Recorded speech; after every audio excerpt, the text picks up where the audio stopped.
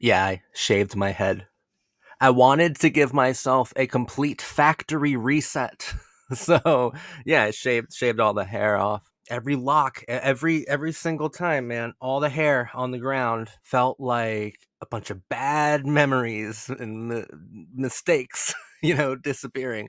So I think it psychologically did its trick. Now we're gonna grow it out and hopefully not make as many poor decisions uh, this year. Um, yeah, I'm gonna be bald for a little while, so get used to it. Degrassi is like my most requested thing to cover. I've been asked to talk about Degrassi so many goddamn times, and I've been pretty apprehensive about covering it. I like to go really deeply into into teen drama, into teen television, into what I like to discuss. I like to have fun too, but I like to be like deep about it. As deep as I possibly can be.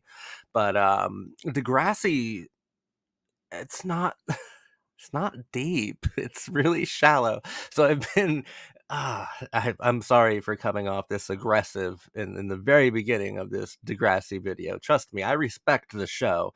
It's just very shallow. And outside of its historical significance within the genre, within television itself, there's really not a lot to explore. But that said, its historical significance and value to the genre, to television as a medium, wow, almost unquantifiable. It's almost impossible to determine how important Degrassi has been for uh, 4 decades at this point, right? Like for such a very long time. Linda Schuyler is the architect, and Linda Schuyler is pretty cool. I believe she used to be a middle school teacher and decided to move into television. And I guess my largest issues with Degrassi are specific reasons why I don't think this show's very deep. Much to the surprise of absolutely no one. Degrassi Junior High started off as an after school special. After school specials are pretty moralizing. After school specials are really light. After school specials are kind of preachy, problem of the week kind of stuff. And all of teen drama was born out of the after school special. After school specials were also designed to be consumed by latchkey kids, in the afternoon to dinner time.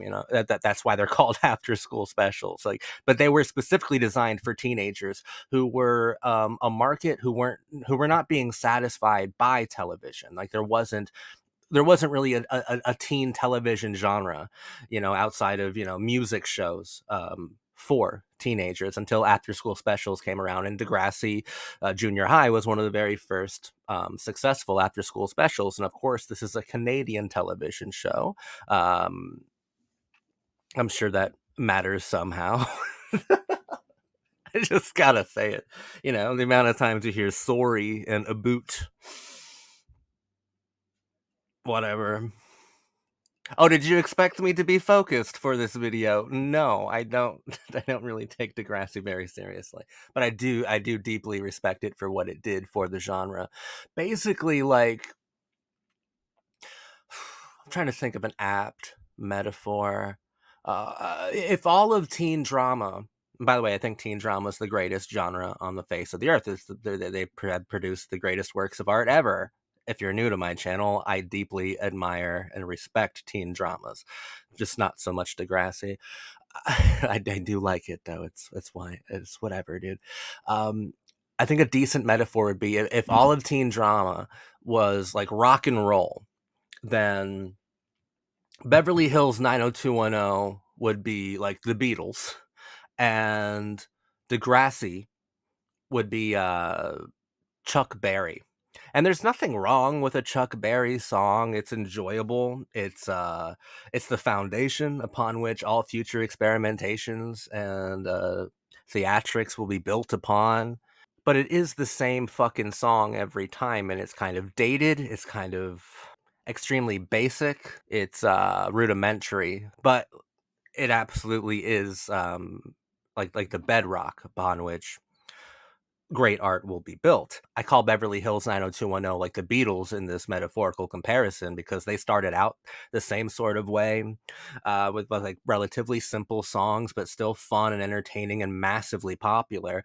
And pretty quickly, though, Beverly Hills 90210 kind of modernized television itself and revolutionized the teen drama as a whole, and became extremely artistic and beautiful and emotional and pretty deep and complex, something that Degrassi never really did.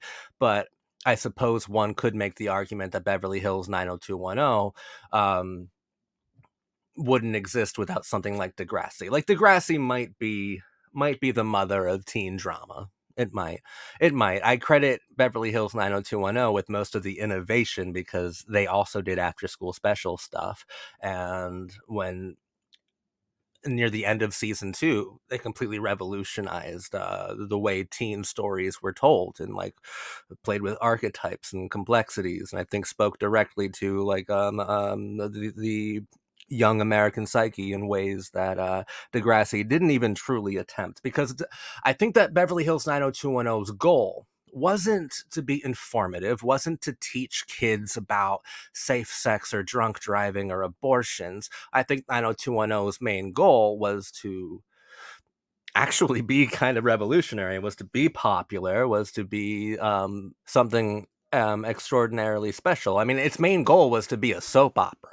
That's what 90210's main goal was, to be a primetime soap opera. Soap operas, sure, there's like a mask of moralization, but that's just a mask. That's not really what it's doing. It's doing something a lot more cunning in the background.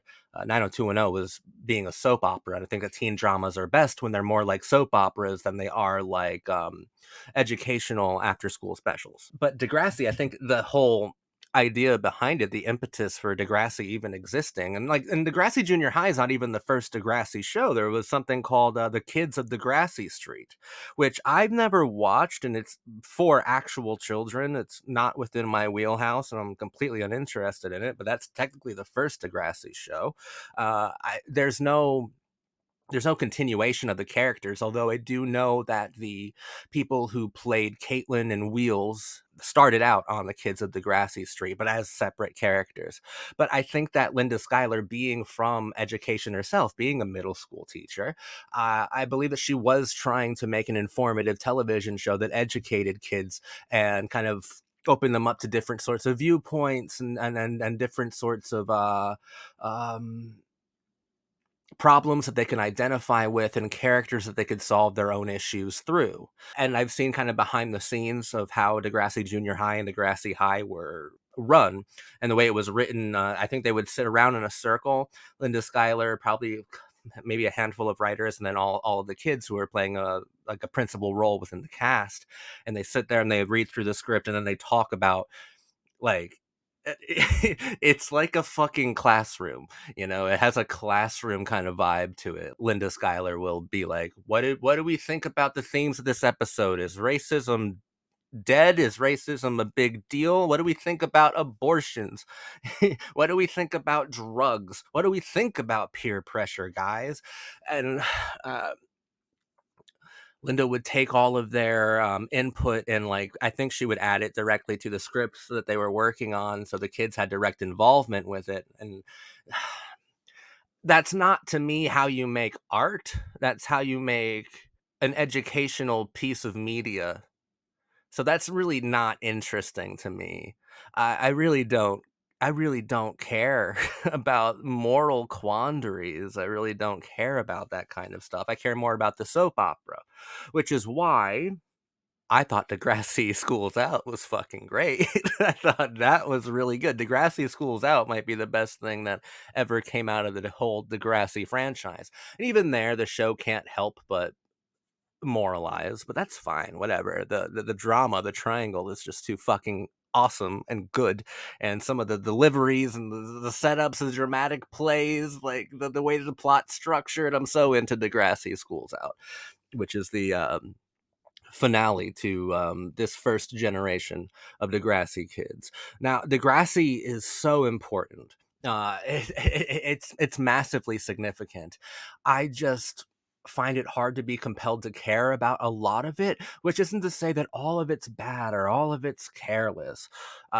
It's just I'm interested in soap opera storytelling mechanics, not whether or not like a certain moray, taboo, or like issue has multiple sides to it. Like, I'm not interested in just spotlighting HIV. I'm not interested in just spotlighting abusive relationships. I'm not interested in just spotlighting suicide as a topic to talk about and discuss with your parents or something. Like, that seems to be what the point of Degrassi Junior High and High, like that seems to be what that was all about. And that's not art. That's just educational. It's just like informative. It's just, hey, this week we're going to talk about suicide, guys. Hey, this week we're going to talk about interracial relationships, guys. Like, come on, man. It's so lame. But that same energy is carried over to Next Generation. I'm going to make a different video about Next Generation. But like, the after school special, Degrassi has always had that kind of as part of its skeletal structure. Like, there's after school special, problem of the week bullshit in every iteration of Degrassi that I've ever seen, which makes it stuff that I really don't like interacting with because there's nothing to truly interact with.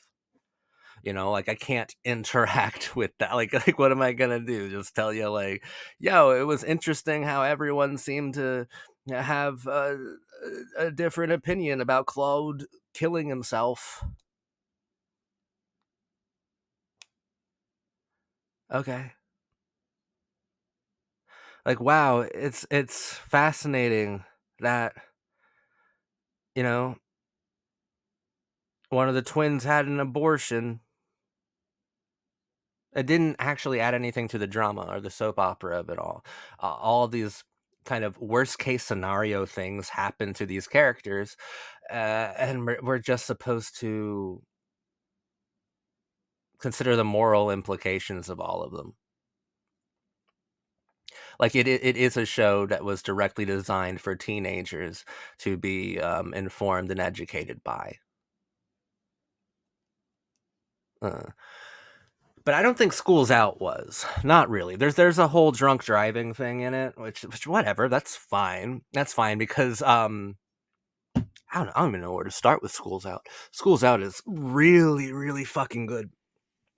School's Out follows Degrassi Junior High and Degrassi High, and it's a made for TV movie that is meant to serve as a finale that serves as the climax to our main characters' narratives, and it's mostly centered around Joey Jeremiah and Caitlin and Tessa Campanelli, and a triangle that happens. And I love a good triangle.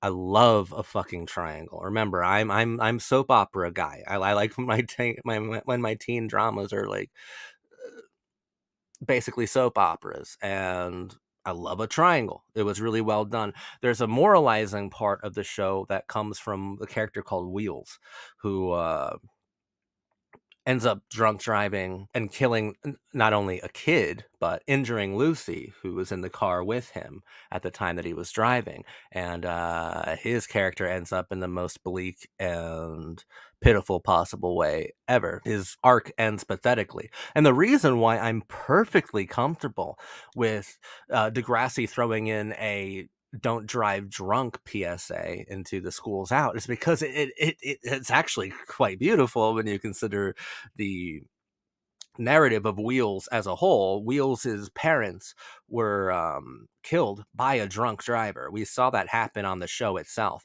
And ever since then, he had been kind of like the world's worst decision maker. And it kind of all started multiplying all of his bad decisions and the fact that he never took any responsibility for anything bad that he did. And yeah, culminated in him making the ultimate bad decision, uh, which is driving drunk and injuring a dear friend and killing a child, murdering a child. And I love that. I love that idea. That idea of maybe the recursive nature of troubled adolescence, the impossibility to come of age when you've never actually faced your demons in a large way. But it's really the recursive nature of Wheels, the recursive nature of tragedy itself, because his parents, his adoptive parents, were murdered by a drunk driver, and then he went on to murder a child by being a drunk driver. He went on to be a drunk driver who kills people. Like, that's tragic. That's more than just Degrassi saying don't drink and drive, although it is saying don't drink and drive by presenting us with the worst possible scenario of someone who drinks and drives. It is absolutely doing that, but what I think it's doing even more effectively is like the poetic kind of cycle of trauma, you know, how trauma can be recursive, how trauma can be repeating, how trauma is reoccurring, and ultimately how Wheels is an unambiguously pathetic character. And I loved engaging with that. But that's not the best part of Degrassi Schools Out. The best part of Degrassi Schools Out is, I guess it's called the Lake Party. It's the last half hour of the film. Oh my god, dude. That's teen drama, baby. That is teen drama, baby. Oh. When the zits completely fall apart. Of course, Snake, Joey, and Wheels are in a band called the Zits. Everybody wants something they'll never give. Up. The new Degrassi sensation, the one and only Zit Remedy is here. I think that's a law, by the way. I think that every time you mention the Zits, you have to sing Everybody Wants Something. I believe that's kind of been enshrined into teen drama law. So forgive me. It's a totally forgivable offense, but they have a falling out at the lake party. And oh my god, I love the way it's all written. I love the way that it's acted. I love the way it's composed. I even like the way it's filmed. Like, there are so many great parts of that lake party. The best part, easily, is like maybe what made the film so controversial in the first place. It's the first instance of someone dropping the F bomb on Canadian television, and they drop it like twice in a row, too. Snake gets to say it first when he completely outs Joey. Uh, Unintentionally reveals to Caitlin that he had been dating her all summer, but fucking Tessa Campanelli. And then we get to what I think is one of the 5 most iconic lines in teen drama as a whole.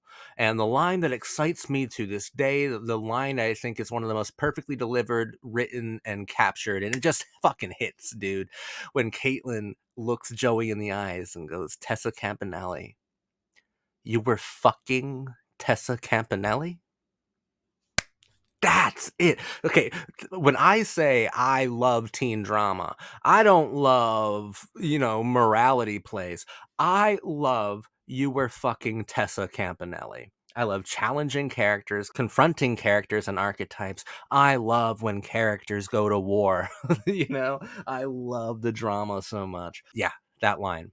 Completely transformative, and it's perfect. But that's not the only thing that happens at that lake house. Like, for instance, Snake had a fantasy of becoming a lifeguard and saving the most beautiful, sexy woman in the world from drowning, like giving her mouth-to-mouth resuscitation, and then she falls in love with him and fucks him right there because he's like super sexually frustrated throughout the entire movie because he can't get laid, and he feels like he should have. Like, it's a rite of passage he should have gone through, and both Joey and Wheels are kind of emasculating him and making him feel like not only less of a man, but like the most immature out of all of them, which must make him feel strange, as he's this like giant guy, like towers over all of them, and he's like got his head screwed on right out of the 3 of them. Like, there's so much that, just so many insecurities inside Snake, so many insecurities that inside Snake, Joey, and Wheels that I think are like fully magnified within the film, as opposed to the show itself. The film does a really good job at this, but he has that fantasy of saving like this bombshell from drowning to death. And after he has a huge blowout fight with both Wheels and Joey, he goes out to sit by the lake, and a girl who was drinking a little too much fell out of her canoe, and she's about to die, and Snake swims out to her and like saves her, and brings her back to the shore. And we do something really fascinating. Like, people are congratulating him and patting him on the back, but Snake's expression is like so traumatic, and it's like nothing like the fantasy that he had. And the show is nuanced enough to not like make you think of that fantasy directly. It hopes that you remember that he had that fantasy in the first place, and that real life hit a little too fucking hard, went a little too hard, and we focus on him, and he's just looks like shell shocked, like he's traumatized. Hey, he looks terrified, but maybe happy he saved her life. Snake went through a lot. Snake is the one who found Claude, who I mentioned briefly earlier, when he had killed himself. He's the one who found the body, and it fucked him up really bad. It's hard not to project a lot of different things on Snake in Schools Out. A lot of power there. I'm just so impressed by the design of Schools Out. And I do love that first hour as well. Tessa Campanelli became such a cool character, such an interesting one in the film. I didn't find her very interesting in the show itself. I didn't find a lot of them very interesting in the show itself. If there is a best character of the actual series of Junior High and High, it's Spike. Spike, I believe, is the most iconic character that ever came out of the Degrassi franchise. Spike is excellent. Christine rules. She's adorable. She is the teen mom, because of course there's a teen mom. You think of the cliche. Degrassi did it a number of times over and over again, but there's something that's really special about Spike. I mean, I like her whole attitude. I like her aesthetic. I like the actress a lot.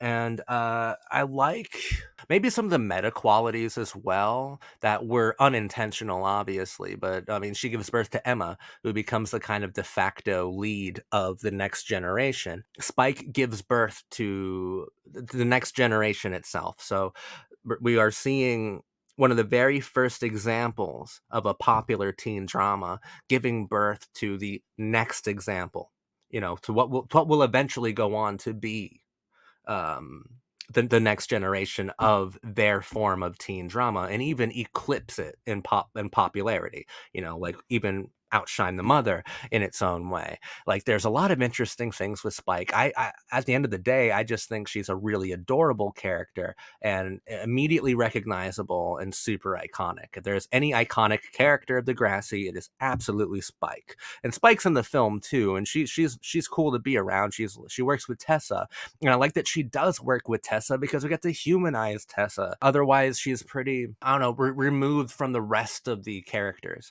But I like that Spike is her confidant, and Spike being such a totally likable character. Liking Tessa makes it easier for us to like Tessa, even if you're a huge devotee of Caitlin's. And Caitlin was great in that. Everyone was great in Schools Out. I think that Spike is great. I think that Lucy is an excellent character, and Snake is great. I loved following Snake. Joey Jeremiah is a fucking blast too. Like, I have nothing really against the characters. What I have against the show, which should be obvious by this point, is everything about the show itself. It's not really interested in giving us true soap opera. It's interested in giving us a lecture for the most part. I've seen people call it morally ambiguous, but what fucking planet are you from? Canada? Like, no, nothing about this show is morally ambiguous. The worst possible example of every hot topic happens to all of the characters, and it's pretty clear where the show sides. Like, it's pretty clear what the show believes. At the very best, it pays lip service to opposing like moral views, but it's all moral. Like, I like postmodernism. I like nihilism. I feel like postmodernism and nihilism is best conveyed through teen television, because coming of age is a deconstruction of youth. Within kind of good postmodern teen dramas, you're able to call attention to the frameworks, just like you're able to call attention to the frameworks of your own existence, of your own life, of your own maturity. You're able to do a lot of things. This is just basic form, the most basic form of teen drama that I can think of, but there's a lot of charm to it. I'd be a total Grinch if I told you that I didn't enjoy any of it. I enjoyed quite a bit of it. There's something very, I don't know, achingly sweet about Degrassi Junior High, and like the music, the aesthetic, and the fashion. It does feel really warm and cozy. Uh, and these kids are like pretty likable people, you know, like it's a likable little like repertoire of actors that Linda Schuyler formed. I just fuck that, dude. Like, do you see why I've been so apprehensive about covering this show now? There is a great deal to say, but not a great deal of interesting things to say. Let me reiterate, though, the Grassy School's Out, amazing, amazing. And I think for some reason that's like a divisive film. I think it's really cool. I think it's really cool. I like that it ends bleak. I like that it ends, and I actually believe that the characters have matured in an unexpected way, because that's the problem with most of Degrassi. It is so predictable. School's Out, pretty unpredictable for the most part. And I'm not just talking the plot points. I'm talking expression, pathos, the narrative system itself. Like, it's really cool. It's a really, really cool movie. It's great. But, like, it, I just think it's so powerful. School's Out fucking rules.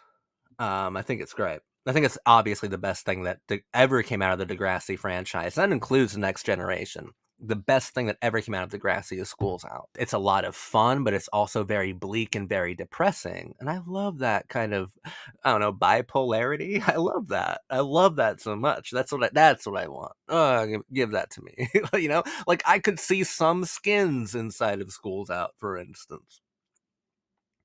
That's cool. That's great. School's Out's its own thing, though, and I really like its vibe. And there actually is a philosophy to School's Out, which all of the rest of it is completely lacking. You know, there's a philosophy to School's Out. It's this kind of like repeating thing, and it's this really kind of shockingly hard idea that maybe nothing's built to last. You know, like Snake, Wheels, and Joey, this friendship that seemed so tight for so long, could just fall apart so fast, so quickly, and so believably. Just like your friends from high school, right? That's cool. And how everyone makes stupid mistakes. But some stupid mistakes can be fatal. Like, Joey was making stupid decisions just as often as Wheels was, only Wheels ended up being a fucking murderer. But he made that decision to drive drunk with the same like impulsivity that Joey used when he fucked Tessa Campanelli behind Caitlin, who is very clearly like Joey's love. You know, like behind her back, he did the same. They had the same kind of impulsive decision making, but life doesn't have like a gamified sense of impulse. They were all making bad decisions. Just Wheels made a bad decision with a vehicle. A vehicle that he worked so hard on. Fixer upper. Got it running, got it back together. His prized possession. Almost like a reflection of him. You know, keeping it together. Barely. Barely. But the car, just like Wheels as a character, is pretty easily weaponized by one bad decision stemming from one bad argument with a friend. Joey and Caitlin were a good couple. I did enjoy them. They were the only couple of note for me on the show. Like, I didn't care about Lexa and Simon. There was not a lot of chemistry, not a lot of fascinating things to discuss, really. But like I said, dude, it is so massively important. It is so important. If you're a huge fan of teen drama, you have to watch classic Degrassi. You have to. You have to.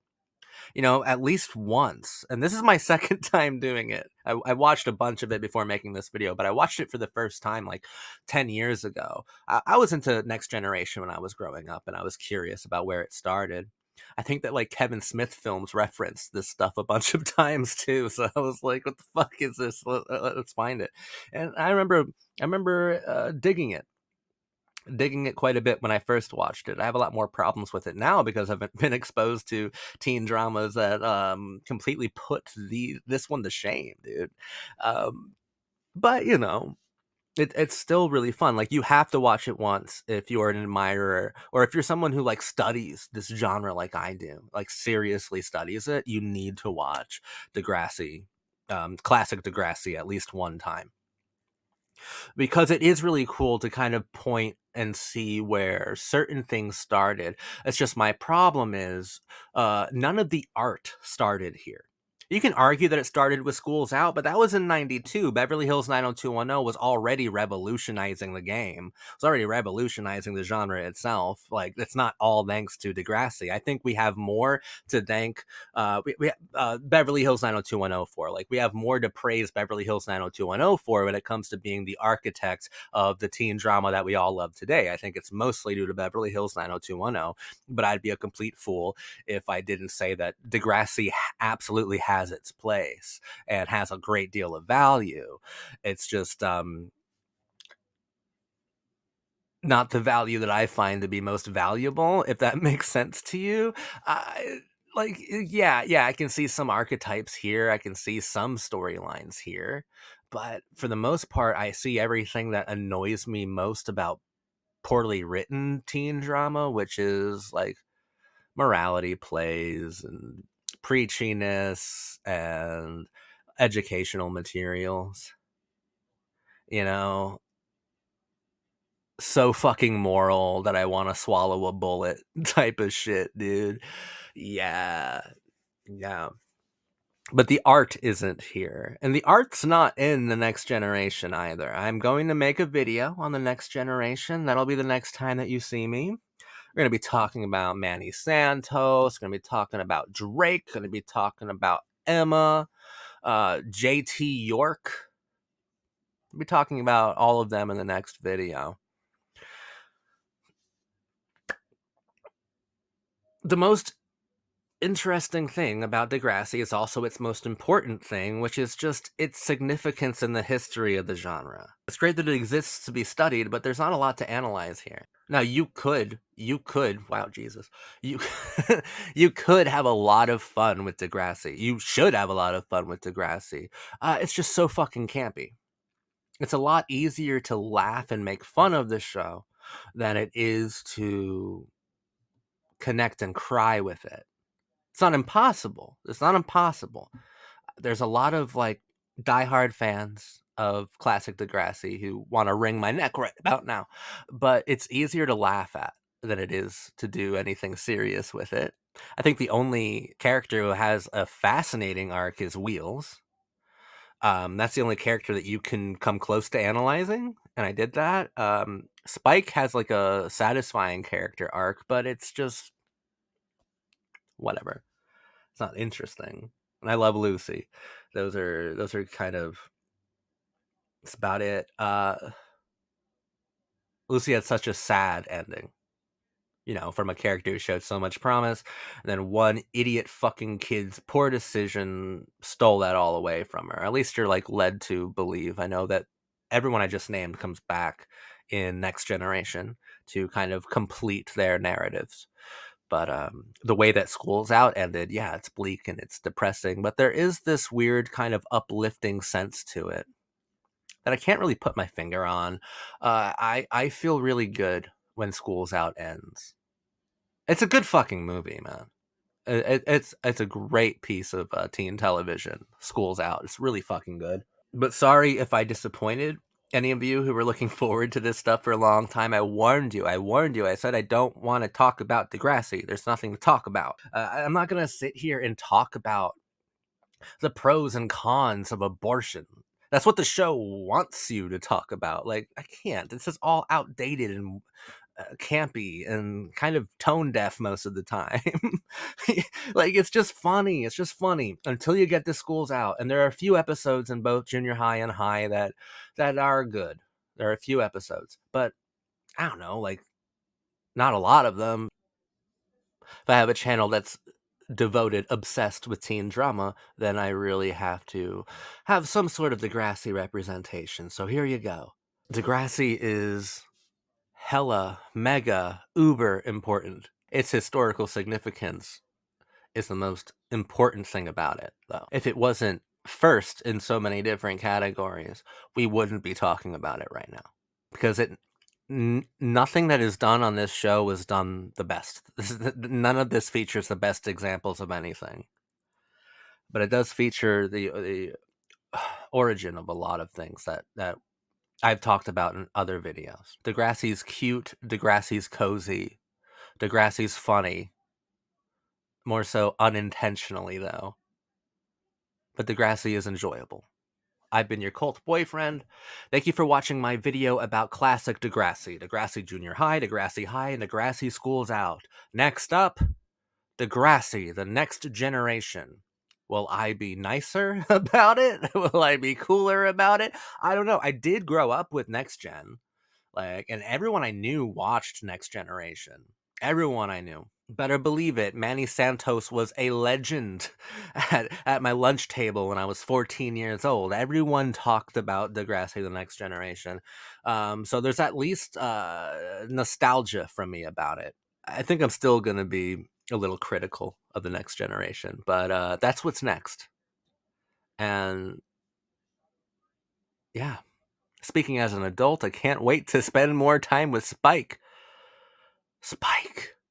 Spike's Spike. That's that chick, yo. That's the one I like.